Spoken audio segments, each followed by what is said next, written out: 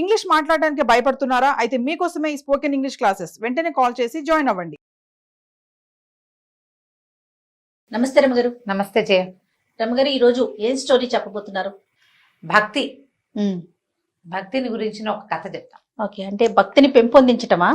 పెంపొందించడం కాదు, అసలు భక్తి, నమ్మకం, అపనమ్మకం, భగవంతుడిని తెలుసుకోవడం, తెలుసుకోకపోవడం, జ్ఞానికి అజ్ఞానికి ఉండే వ్యత్యాసం ఓ ఏమిటి? ఇంట్రెస్టింగ్ అండి. విషయం ఇంట్రెస్టింగే, కథ కూడా చాలా ఇంట్రెస్టింగ్ గా ఉంటుంది. చెప్పండి. ఇప్పుడు చాలా కాలం క్రితం పల్లెలు వాట్లలో పెద్దగా దేవాలయాలు అవి లేని ఊళ్ళు ఉండేవి వరకు. ఇప్పుడు ప్రతి పల్లెకి బోల్డని దేవాలయాలు, చిన్న చిన్న ఊళ్ళల్లో కూడా పెద్ద పెద్ద కట్టడాలు అవన్నీ ఉన్నాయి. కాదు రమగారు, ప్రతి గ్రామానికి ఒక రామాలయం అంటారు కదండి. రామాలయం అంటే ఒట్టిగా మండపం, ఒక మందిరం లాంటిది. రాముల వారి విగ్రహాలు, ధూపదీప నైవేద్యాదులు అవి ఏముండవు. ఇప్పుడు మా ఊరుందా, మా ఊళ్ళో ఒట్టి రామభజన మందిరమే అది. రామాలయం అంటే సీతారాముల లక్ష్మణుల విగ్రహాలు, ఇవి షోడశోపచారాలు చేయటాలు అవి చాలా తక్కువే చేయ. భజనలు ఉండేవి, రామ్ భజన చేస్తారు. మాకు 2 రామభజన మందిరాలు ఉండేవి. ఇప్పుడు కూడా అవే రామభజన మందిరాలు ఉన్నాయి. అక్కడ విగ్రహాలు ఏముండవు, ఏమి లేదు. 2 పటాలే, అక్కడో పటం ఇక్కడో పటం. ఇక్కడ కొన్ని జాతుల వాళ్ళు ఇక్కడ, కొన్ని జాతుల వాళ్ళు అక్కడ చేసుకోవడం. ఇప్పుడు ఒక మహాలక్ష్మి అమ్మవారు, మా ఊళ్ళ అమ్మవారు వెలిసిన ఒక దేవాలయం ఉంది, మా వాళ్ళు కట్టింది అంతే. ఇది కూడా దేవాలయం అంటే పెద్దగా మనకి గోపురాలు అవి ఉన్నది ఏం కాదు. ఒక భక్తికి ఒక సులువైన మార్గం అంతే. భగవంతుని తలుచుకునేందుకు సులువైన మార్గాలు. ఇప్పుడు పల్లెటూళ్ళల్లో, కొండ కోనల్లో ఎక్కడుండేవి దేవాలయాలు? ఉండేవి కాదు. అయితే ఏమైంది, పూర్వం చాలా కాలం క్రితం ఒక పల్లెటూరుకి ఆనుకుని ఒక కోయ జాతులు కొండవాళ్ళు ఉండే ఒక పెద్ద అడవి ఉండేది. పల్లెటూళ్ళలో ఏదో సామాన్య పాఠక జనం ఉండేవాళ్ళు, 4-5 బ్రాహ్మణ కుటుంబాలు కూడా ఉండేవి. ఏదో ఎలాగోలాగా అప్పుడు ఏంటంటే కొద్దిగా చారెడు భూమి ఉంటే ఏదో దున్నుకుని వచ్చిన వడ్లతోటి అన్ని మారకపు రోజులు, వస్తు మార్పిడి రోజులు. అలాగే ఏదో బతికేవాళ్ళు. పెద్దగా గిబ్బులు అన్ని చోట్ల డబ్బు ఉండటము, ధనంగా ధనికులు భూస్వాములు ఉండే రోజులు కావు అసలు అవి. ఒకవేళ ఉన్నా ఎక్కడో పెద్ద ఊళ్ళల్లో ఉండేవాళ్ళు. ఈ పల్లెల్లో వాటిలలో ఏదో ఉంటే పొలాలే తప్పిస్తే డబ్బున్న వ్యవహారం ఏమీ కనపడేది కాదు. అయితే ఈ పల్లెటూరును అనుకుని మొన్న అడవి ఉంది కదా, అందులో కొన్ని కోయా కొండ జాతుల వాళ్ళు ఉండేవాళ్ళు. అయితే ఏమైందట, ఓ సంవత్సరం బాగా వానలు పడి పైనుంచి ఒక సెలయేరులో కొన్ని దుంగలు అవి కొట్టుకొస్తాయి కదా అట్లా. అవునండి. చెట్ల కొమ్మలు కొట్టుకొస్తాయి, దుంగలు కొట్టుకొచ్చేస్తాయి. వానకి మొదలు కదిలిపోయి చెట్లు పడిపోతాయి, అదంతా కింద కొట్టుకొచ్చేస్తుంది. అట్లా కొట్టుకొచ్చిన వాటిల్లో ఒక అంత పెద్ద చింతమొద్దు దొరికింది వాళ్ళకి.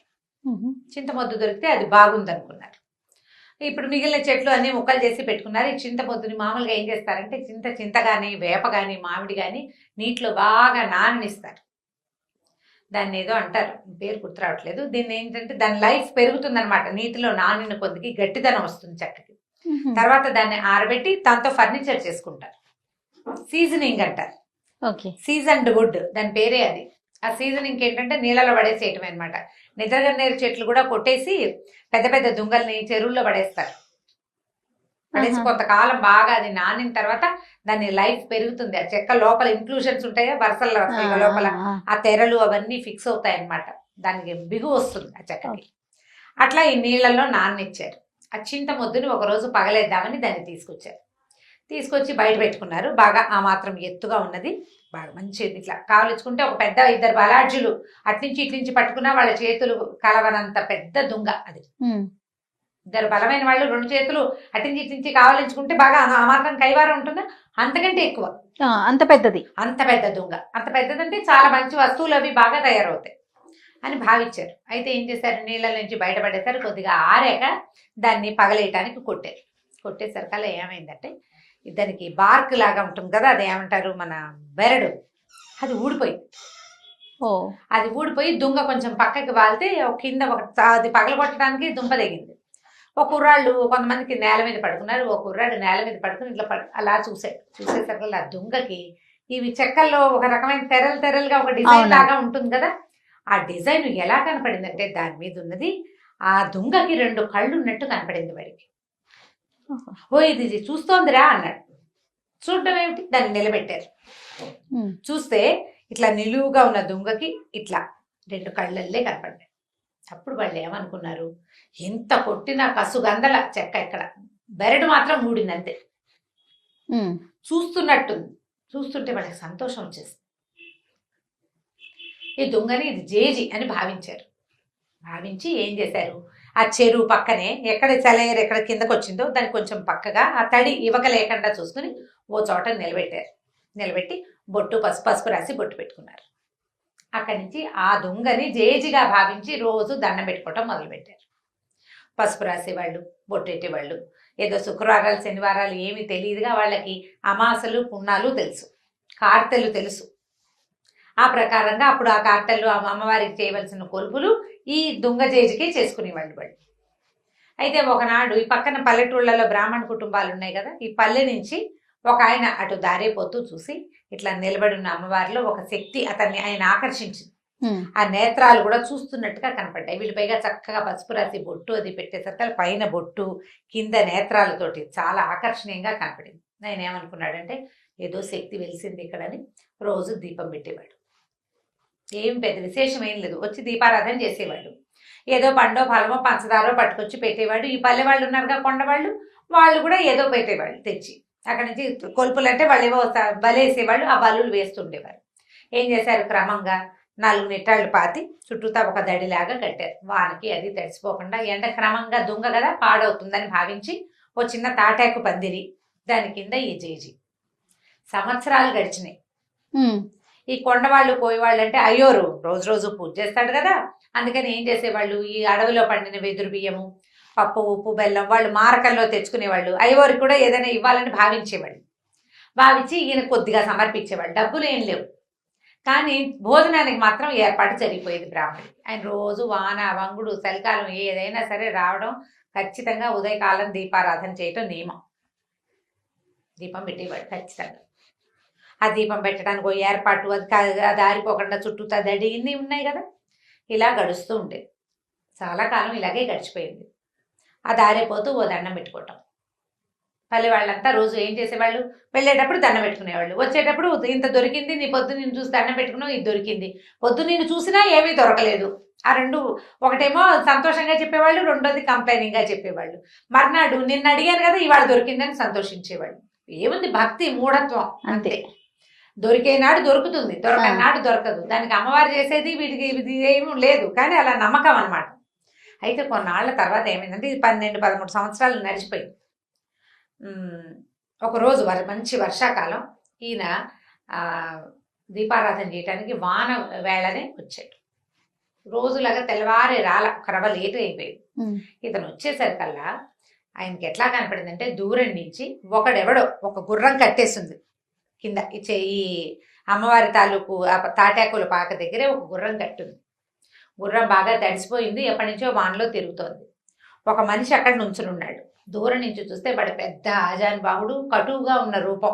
వాడి బట్టలు అవన్నీ ఎలా ఉన్నాయంటే మొరటుగా ఉన్నాయి. ఆ రోజుల్లో గుర్రాలు అందరి దగ్గర లేవు, బందిపోటు దొంగల దగ్గర మాత్రమే ఉంటాయని చెప్పుకునేవాడు. వీడెవడో బందిపోటు దొంగ. వాడు అమ్మవారితో ఏదో అక్కడ నిలబడి మాట్లాడుతున్నాడు. ఇటు వచ్చి వెనక్కి వచ్చాడు. అమ్మో వీడు వచ్చేస్తున్నాడు అని చెప్పి ఆయన దగ్గరికి వెళ్ళకుండా దూరంగానే చెట్టు చాటును నిలబడ్డాడు. వాడు ఏం చేశాడు, ఆ గుర్రానికి కట్టి ఉన్న సామాన్లలో ఒక గొడ్డలు తీసుకెళ్ళాడు. గొడ్డలు తీసుకెళ్ళి ఆ గొడ్డలతో ఆ చెట్టుని నరకబోయాడు. ఆ జేజిని, ఆ దొంగని నరకబోయాడు. నరకబోయేసరికి ఆ దొంగల నుంచి ఒక ఆవిడ బయటకు వచ్చింది. అదంతా ఈ బ్రాహ్మణ ఆయన చూస్తున్నాడు. ఇక్కడ ఏం జరిగింది, ఇతను ఒక బందిపోటు దొంగ. 4-5 రోజులుగా దారులు కాచి సంపాదించడానికి ప్రయత్నం చేస్తున్నాడు. ఏ అవకాశము అతనికి కుదరలేదు. పోనీ 4 కట్టెలు కొట్టి ఇంటికి పట్టుకెళ్తే ఇంట్లో వాళ్ళు కాస్త కలుగంజో తాగుతారంటే, వర్షాకాలం వాన విపరీతంగా, ఎక్కడా కట్టె లేదు, ఏమీ లేదు. ఇంట్లో ముసలి తల్లి ఉంది, కడుపుతో ఉన్న భార్య ఉంది, 1-2-3 చిన్నపిల్లలు ఉన్నారు. వాడికి ఆహారం అవసరం ఇంటికి. దొంగే వాడు ఇదంతా చూసి ఎక్కడ అడవిలో దొరక్క తిరిగి వెళ్ళిపోతూ ఈ దుంగను చూశాడు. ఈ కట్టడంలో ఉండి ఏమి తడి అంటూ అంటకుండా ఉన్నది. దీన్ని పగలేసి సగమైన గుర్రం మీద మోసుకెళ్ళిపోతే ఓ సంచి తెచ్చుకున్నాడు. గోన్ సంచి కూడా ఉంది వాడి దగ్గర. తడవకుండా పట్టుకెళ్ళిపోతే పట్నం పట్టుకెళ్ళి అమ్మేసుకోవచ్చు, ఇంట్లో వాళ్ళకి 4 నూకలు వస్తాయి, కాస్త 2 నూకలు కొనుక్కోవచ్చు. ఆ ఉద్దేశంతో అతను ఏం చేశాడు, ఇక్కడ ఏమి ఆ వస్తువు దొరికింది ఏమీ లేదు, పూజ జరుగుతోందని తెలిసింది, కానీ పూజ ఏమిటి దుంగకి, తను చేయడు ఆ పూజ, జస్ట్ చూశాడు అంతే. గొడ్డలు తీసుకొచ్చి నరకబోయాడు. నరకపోతే అందులో నుంచి అమ్మవారు లేచి బయటకు వచ్చింది. వీడికి కనపడుతోంది బ్రాహ్మణ ఆయన నిమిత్తలు ఉంచినాడు కదా పెద్ద మనిషి. ఈయనకి ఎలా కనపడింది? ఒక చామన్ ఛాయిగా ఎత్తుగా పెద్ద బొట్టు పెట్టుకుని, కొప్పు వెనకాల పువ్వులు అవి ఉన్నాయి, ఏదో ఒక నేత చీర కట్టుకున్న ఒక నడి వయసు పాటక స్త్రీలాగా కనిపిస్తోంది. కానీ ఖచ్చితంగా దొంగలోంచే వచ్చింది. ఓ అప్పుడు ఆవిడ ఏం చేసింది, ఏరా నాయన ఇట్లా కొట్టేస్తున్నావు, నేను ఎప్పటి నుంచో ఈ దొంగలో ఉన్నాను, ఈ పాటకు జనం అంతా దండం పెట్టుకుంటారా నన్ను, నువ్వు దొంగను కొట్టద్దు నువ్వు అన్నది. అనేసరికల్లా ఆ దొంగ అన్నాడు, నేనేం చేయను, నాకు ఎక్కడ ఏమీ దొరకలేదమ్మా, ఏదైనా ₹1 దొరికినా నిన్ను వదిలిపెట్టి వెళ్ళిపోయేవాడిని, పగలేసి తీసుకెళ్ళాను అనుకో ₹10 దొరుకుతాయి, నేను అందుకే కొట్టబోయాను అన్నాడు. అనేసరికల్లా ఆవిడ ఏమంది, డబ్బులే కదా నేను ఇస్తానని ఆవిడ ఏం చేసింది, ఇంత మూట ఎత్తి వాడి చేతిలో పెట్టింది. గల్లుమంటోంది మూట. దూరం నుంచి మనకి డబ్బుల కట్టలు అవి ఇవ్వడం తెలీదు, తెలిసిపోతుంది కదా. ఈ డబ్బు గల్లు మనటం, ఒక డబ్బుల మూట, చిన్న మూటలు ఉంటాయి డబ్బులు. ఆ రోజుల్లో ఏం చేసేవాళ్ళు, సంచుల్లో వేసి నాణేలు కదా. తెలిసింది అతనికి, బ్రాహ్మడికి అర్థమైంది. ఆ మూట ఎత్తి వాడి చేతిలో పెట్టింది. వాడి వీడికి వంగి వీడి కాళ్ళకి దండం పెట్టి వెళ్ళిపోయాడు.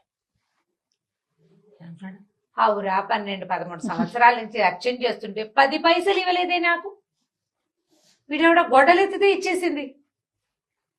ఇదనమాట మార్గం. ఇదే కదా మార్గం. సరే ఏం చేశాడు, ఆ దీపారాధన పక్కన పెట్టి ముందు ఇంటికి వెళ్ళిపోయాడు. మళ్ళీ ఊళ్ళోకి వెళ్ళి గొడ్డలు పుచ్చుకొచ్చాడు. గొడ్డలు పట్టుకొచ్చాడు. సరే దీపాన్ని సామాన్లు కూడా పట్టుకెళ్ళి అన్ని అక్కడ పెట్టి గొడ్డలు ఎత్తాడు కొట్టడానికి. ఎత్తటం ఏమిటి, గంటలు గణ గణ గణ గణ మోగిపోయింది. 1 గంట ఉంది అక్కడ. 1 గంట ఎన్ని గంటలు గానో మోగింది.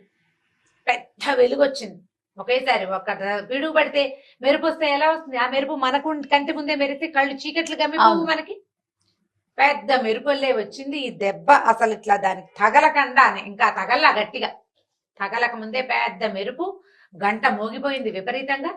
కళ్ళు కాస్తపోయినాయి బ్రాహ్మణాయనకి. అమ్మో నా కళ్ళు కనపట్ల, మెరుపు కళ్ళు మిరుమిట్లు కొలిపోయి ఇవి గొడ్డలి పడిపోయింది. కళ్ళు మూసుకుని కింద కోలిపడిపోయాడు. అక్కడి నుంచి లోపల నుంచి అమ్మవారు లేచి బయటకు వచ్చింది.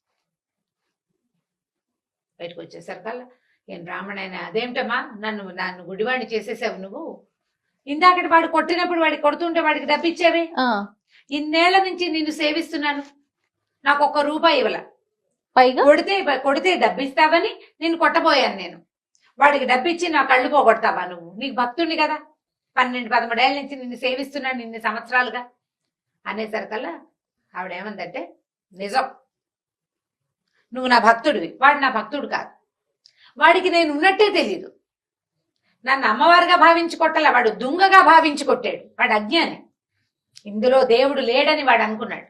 నీకు తెలుసు నేను ఇందులో ఉన్నానని, నీకు తెలుసు కదా, తెలిసి నువ్వు నన్ను కొట్టబోయావు. భగవంతుడని తెలిసి, శక్తి అని తెలిసి కొట్టబోయిన వాడికి కళ్ళు పోవాలా, ప్రాణం పోవాలా? వాడు అజ్ఞానంతో చేశాడు, వాడికి తెలియదు, అసలు నేనెవరో తెలియదు వాడికి. నువ్వు 12-13 సంవత్సరాల నుంచి నేను ఇక్కడ ఉన్నానని నమ్మావు, నాకు రోజు దీపం పెట్టావు, నువ్వు పెట్టిన దీప వెలుగులోనే ఈ ఊరి జనమంతా నన్ను చూసి దండం పెట్టారు. ఒక్కరోజు కూడా అన్నానికి వెతుక్కున్నావా నువ్వు? ప్రతిరోజు నీ అన్నం ఏర్పాటు చేశాను నేను, నువ్వు నాకు దీపం పెట్టినందుకు ప్రతిగా నీకు భోజనం ఏర్పాటయ్యింది, అది నేనే చేశానని మరి నేను కాకపోతే ఎవడు చేశాడు? వాళ్ళు నీకు తెచ్చిచ్చారు, నాకు నువ్వు దీపం పెట్టావు కాబట్టి వాళ్ళు నీకు ఇచ్చారు. మీ ఇంట్లో నువ్వు పెట్టుకుంటే తెచ్చియ్యరు కదా. ఇప్పుడు వాడు అజ్ఞానంతో కొట్టాడు, వాడికి నేను వద్దన్నా కొడతాడు, నేను వాడిని ఏం చేయలేను, ఎందుకంటే వాడు నన్ను నమ్మడు, అసలు నేను తెలియదు వాడికి. నీకు తెలుసు, తెలిసి నువ్వు చేయొచ్చా ఈ పని? తెలియని వాడు ఏ తప్పు చేసినా ఓకే, తెలిసిన వాడు చెయ్యొచ్చా? ఇది తప్పని నీకు తెలుసు, చెయ్యకూడదు కదా, అందుకే నీ కళ్ళు పోయినాయి. ఇప్పుడు చెప్పు, 100 నాణేలు వాడికి ఇచ్చాను, నీకు కావాలంటే ఇస్తా. మళ్ళీ 100 నాణేలు వాడికి ఇచ్చాను, నీకు కావాలంటే ఇస్తా. కళ్ళు కావాలా 100 నాణేలు కావాలా తేల్చుకో. నేను కావాలా నీకు, 100 నాణేలు కావాలా? ఇప్పుడు సమాధానం ఏది? బ్రాహ్మణుడు నిర్ఘాంతపోయాడు. కాదు, డబ్బుకు ఆశపడ్డాను నేను, ధనదేవత నన్ను అట్లా పిలిచింది, ఇన్నాళ్ళు నువ్వు నాకు అన్నం పెడుతున్నావన్న జ్ఞాపకం నాకు లేదు, నీ వల్లే నేను ఉంటున్నాను, నువ్వు నన్ను ఉండనిచ్చావు కాబట్టి ఉన్నాను ఇన్ని సంవత్సరాలు. నేను ప్రతిరోజు దీపం నేను పెట్టట్లేదు, నన్ను నువ్వు పెట్టనిచ్చావు. గుర్తించాడు. మనకు అవకాశం ఇస్తాడమ్మా భగవంతుడు. నేను చేస్తున్నానని అనుకుంటే ఎట్లా? ఈ పని చేసేందుకు నాకు అవకాశం భగవంతుడు ఇచ్చాడు. ఆయన ఇవ్వదలుచుకోలేదు, శక్తి మనని ఈ పని చెయ్యనివ్వలేదు అంటే చెయ్యనివ్వదు అంతే. ఇంకా చెయ్యనివ్వదలుచుకోకపోతే ఇక చెయ్యదు, ఏం లేదు, సున్నా. మనం ఇదంతా నీ ప్రతిభ ఎట్లా అవుతుంది? నీ కాలు చెయ్యి కదులుతున్నాయంటే నీ వల్ల? అది కాదే, నీ వల్ల కాదు, ఎవ్వడి వల్ల కాదు. నీ లోపల అంతర్జ్యోతి ఒకటి వెలుగుతున్నంత సేపే నువ్వు చేయగలుగుతావు. ఆ జ్యోతి కొడిగట్టిన మసిబారిన నీ వల్ల కాదు. దాన్ని అలా వెలిగించి ఉంచేదే భగవత్ శక్తి. అది ఒప్పుకుంటేనే నీ కాళ్ళు చేతులు అన్ని సమస్తము వదులుతాయి, నువ్వు చేస్తావు క్రియ, ఏదో విజయం సాధిస్తావు. భగవంతుడు ఒప్పుకోనిదే, శక్తి ఒప్పుకోనప్పుడు ఇంకా నువ్వు చేసేదేం లేదు. అవును. దాంతో ఆవిడ కాళ్ళు పట్టుకున్నాడు, నన్ను రక్షించు, నాకు బుద్ధి వచ్చింది, నేను జ్ఞానిగా ఉన్న అజ్ఞానిని భగవంతుడు ఉన్నాడని తెలిసినా తెలుసుకోలేని అజ్ఞానిని నేను, నన్ను నాకు కరుణించమంటే ఆవిడకి కళ్ళు వచ్చేసినాయి బ్రాహ్మడికి. కానీ ఆ అమ్మవారు అతనికి కనపడలా.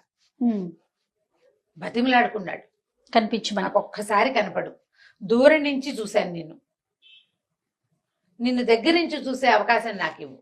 ససేమిరకు అనలేదు. జీవితంలో అతను ఆ శక్తిని చూడలేడు. ఇప్పుడు అసలు అమ్మవారు ఒక శక్తిని ఈ చెక్కలో ఉందని వాళ్ళు పూజిస్తున్నారని తెలియని అజ్ఞాని, ఒక దారులు కాచే దొంగవాడికి సాధారణంగా మనిషి రూపంలో ప్రత్యక్షమయ్యి వాడితో మాట్లాడి వాడిని నెమ్మదిపరిచి వాడికి కావాల్సిన డబ్బులు ఇచ్చి ఈ పని చేయబోక అని చెప్పి పంపించేసింది. ఇన్ని సంవత్సరాలుగా పూజ చేస్తున్న వాడికి ఎప్పటికీ వాడికి అవకాశం కనిపించదు. ఆ మనిషికి అవకాశం లేదా, బ్రాహ్మడికి ఆ అవకాశం ఇవ్వకుండానే అమ్మవారు లోపలికి వెళ్ళిపోయింది. ఆ తర్వాత ఎప్పుడూ ఎవ్వరికి కనపడలేదట. కానీ పూజ మాత్రం జరుగుతూనే ఉండేది, పూజ జరిగేది. ఈ నిదర్శనం ప్రపంచానికి తెలిసింది. ఆ నిదర్శనానికి ప్రత్యక్ష సాక్షి అయిన బ్రాహ్మడికి మాత్రం అమ్మ తాలూకు సారూప దర్శనం, సహజంగా ఉన్న రూపంలో ఉన్న దర్శనం ఆమె ఎట్లా కనపడుతుంది అతను ఎప్పటికీ చూడలేకపోయాడు, తెలుసుకోలేకపోయాడు. మనం ఏదైనా తప్పు అని మన లోపల తెలిస్తే అది చేయకూడదు. శక్తి ఉంది, ఏది కనపడదే అలా ఉంటుందా ఇలా ఉంటుందా కనపడదే అని అడగకూడదు. దాని స్వరూపాన్ని నీకు ఒకసారి అర్థమైతే నీ లోపల తెలుసుకోవడానికి ప్రయత్నించాలి. మనసులో ఆ జ్ఞాన దృష్టితోటి తెలుసుకోవాలి. సాకారమైన రూపంలో చూడాల్సిందేనని, నువ్వు కనపట్టలేదు కాబట్టి లేదని ఇలాంటి మాటలు మాట్లాడకూడదు. నీకు నమ్మకం ఉంటే, నీకు తెలియకపోతే వేరే కదా. నమ్మకం లేదు అని ఎవడు చెప్పడు, ఒకవేళ చెప్పినా అది అబద్ధం చెప్తున్నట్టే. అది అబద్ధం చెప్తే ఇప్పుడు ఉన్నాయి కొంతమంది చూడండి వితండవాదం చేస్తా ఉంటారు. ఏది ఎక్కడుంది, ఇక్కడుందా, అక్కడుందా, చూపించండి అని. ఇలాంటి వాళ్ళకి ఇలాంటి కథ నిజంగా చెంప పెట్టే కదా. మన శరీరంలో ప్రాణం ఎక్కడుందో ఒక చోట నువ్వు చూపించు, నువ్వు చేయలేదు. అది ఇందులో ఒక్క పదార్థం నువ్వు చేసింది కాదు. నీ శరీరంలో నువ్వు పైన గోళ్ళకి రంగేసావు, ఏది గోరు మొలిపించు, నీ వల్ల అవుతుందా? గోరింటాకు గోళ్ళని పెట్టుకుంటాం, ఈ చర్మం తెప్పించు ఎక్కడి నుంచి అయినా. చర్మం దానంతటది తెచ్చుకుంటుంది. రిపేరబుల్ పొజిషన్ లో ఉంటే బాడీ దాన్ని రిపేర్ చేసుకుంటుంది. అది ఎవ్వరూ చేయలేరు. ఇవన్నీ దానంతటది చేయవలసిందే తప్ప నువ్వు చెయ్యని దానికి నువ్వు సాక్ష్యాలు అడిగితే ఎలా కుదురుతుంది? చాలా బాగుంది రమ్మగారు, కథ మాత్రం చాలా అద్భుతంగా ఉంది. అదే నేను చెప్పట్లా, వితండవాదం చేసే వాళ్ళకి నిజంగా చెంపపెట్టు లాంటి కథలు ఇలాంటివన్నీ కూడా అద్భుతంగా ఉంది. పిల్లలకి చెప్తానికి బాగుంటుంది, పెద్దవాళ్ళు తెలుసుకోవడం ఇంకా బాగుంటుంది. రైట్ అండి, నమస్తే. నమస్తే.